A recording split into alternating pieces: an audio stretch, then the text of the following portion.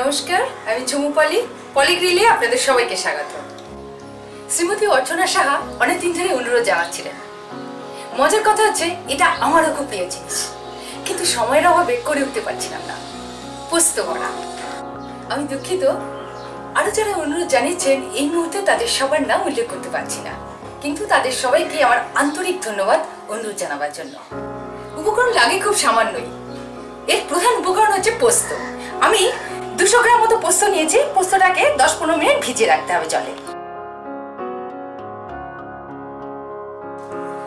কম থেকে বাঙালি নাম নিয়ে রান্না না বুঝে যারাই আমার রেসিপি কপি করে দেন, সেটা দেখে বানাতে গিয়ে অনেকে জিনিসপত্র নষ্ট করে ফেলেন। তারা জিজ্ঞাসা করেন এটা কেন হচ্ছে না, এটা কিভাবে ঠিক করব। এটা বলছি কারণ পোস্ত অনেক দামি জিনিস, তারা আবারও কপি করবেন।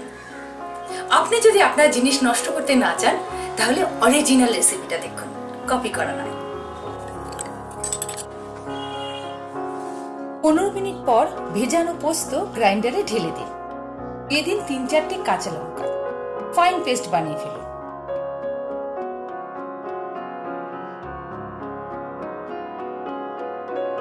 দেখুন কি সুন্দর ফাইন পেস্ট হয়ে গেছে। এবার এই ফাইন পেস্ট করা পোস্ত একটা বাটিতে ঢেলে নিন। মিশিয়ে ফেলুন 1 পিঞ্চ হিং, 1/4 চা চামচ লবণ, 1/2 চামচ ময়দা। ভালো করে ফেটিয়ে নিন। এই পোস্ত বাটাটা খুব বেশি পাতলা করবেন না, তাহলে তেলে দিলে ছড়িয়ে যাবে। যদি পাতলা হয়ে যায় তাহলে সামান্য একটু ময়দা বা বেসন মেশাতে পারেন, বেশি দিলে স্বাদ নষ্ট হয়ে যাবে। দেখুন এরকম টেক্সচার এবং ঘনত্ব রাখতে হবে। কড়াইতে 4 টেবিল চামচ সরষের তেল গরম করুন। তেল গরম হয়ে গেলে ফেটানো পোস্তটা 1 টেবিল চামচ করে গরম তেলের মধ্যে এভাবে দিতে থাকুন।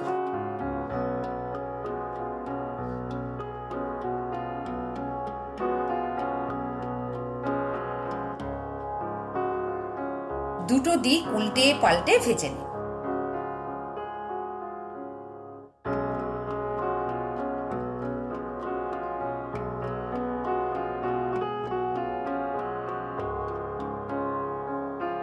দেখুন কি সুন্দর গাঢ় বাদামি রঙের হয়ে গেছে। এবার কড়াই থেকে তুলে নিতে হবে।